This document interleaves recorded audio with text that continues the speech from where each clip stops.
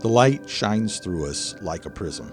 We're inspired to create the colors and images. It's a challenge that we cannot ignore. At first, we get excited about it. We prepare, plan it out. We imagine the magnificent final outcome.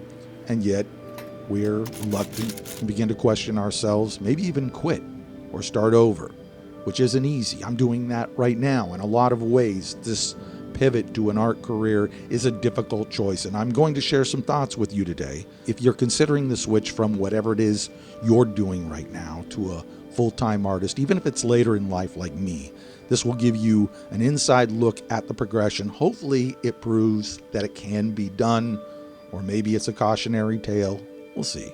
Welcome to the Dirt Capsule channel. I'm Ben Jewell, and I mentioned starting over because I very recently made the committed decision to pivot my career from film over to painting as a full-time artist. In one hand, it feels absolutely right, like I'm handing my life over to something greater than myself.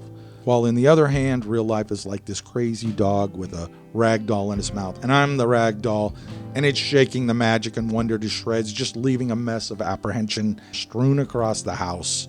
Maybe in a couple years, things will feel different, but right now, nothing feels solid or guaranteed. I even told myself, if this painting sucks, I'm not watching over it. I'm taking it out to the fire pit. I'm burning it, and nobody will ever know this happened. That's a little trick I use to get out of my head and out of the bleachers, get onto the field, and once the momentum's going, I'm really committed to the painting, the craft, really mastering myself through the practice of painting, studying more, making my art worth something. That's really the goal. Also, there's the adjustments that come with any major change, like becoming a full-time artist. Personal habitual changes like going sober. Maybe I'll talk about that in a future video. I'm about 60 days into that right now.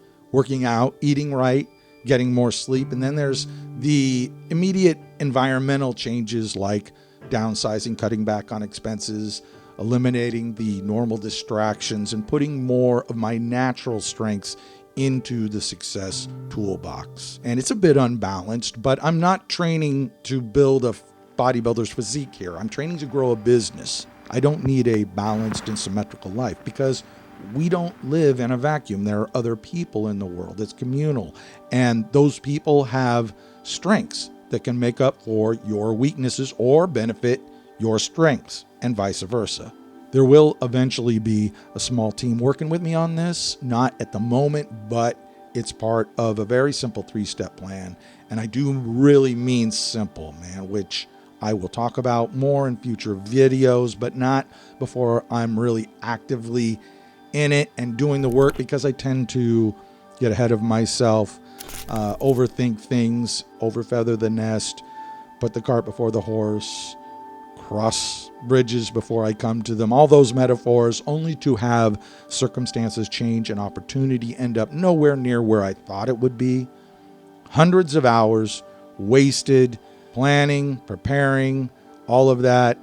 I'm just not going to do it. My mission at this time is to keep my goals well defined, keep my focus tight, my plans loose, and stay open to opportunity. I'll put the fires out as needed, spend less time in the planning phase and more time on the product, service, or in this case, my art skills. I plan to follow what they call the law of reverse effect or reverse effort, which means don't make things harder than they need to be.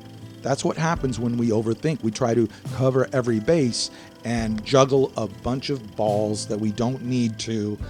At least at the beginning stage, I think it's more important to just listen, learn, practice, pay attention. And that's why I absolutely welcome your productive comments, questions, any advice that you have, anything you'd like to see in relation to this channel is absolutely welcome. This painting is an original. I made it up. It took about 3 weeks to complete. I didn't have a lot of reference material to work with, so I just kind of pieced it together, mishmashed it. It might have been a little bit out of my skill level, but you can't grow if you don't stretch, and I took it on. I really buried myself into it at the beginning, but then towards the end, I started breaking my time down into intervals, 2 hours on, 1 hour off, to avoid what I call proportional blindness, which is like slipping into the ether of the zone, and then I start noodling too much, licking the canvas. become blind to the colors, the values, the shadows, all the proportions, all of that.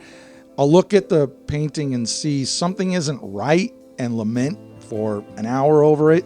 I'll walk away, give myself some time, come back to it, and within minutes I can see what the problem is because I can see it again. I'm not blind to it. And that's a habit I'm continuing to work on. I'm also working with bigger brushes, single strokes, letting the brush touch the canvas once, like I said, not licking the canvas. I'll talk more about that in later videos, I'm sure. Whatever the case, it's time to fasten your seatbelt. We are arriving at our final destination as I finish the painting called Escape the Ruse Lion and decide not to burn it, but instead to share it here with you. It's actually Greek for fake lion or fake tiger. It's a play on the term paper tiger. So, what do you think the story is here? Let me know in the comment section right after you subscribe and share this video out with all your friends and family and everyone. That's how the channel grows. And if you made it to the end, thank you so much for taking the ride and just being cool like you are. And until next time, know yourself better than you know anyone else.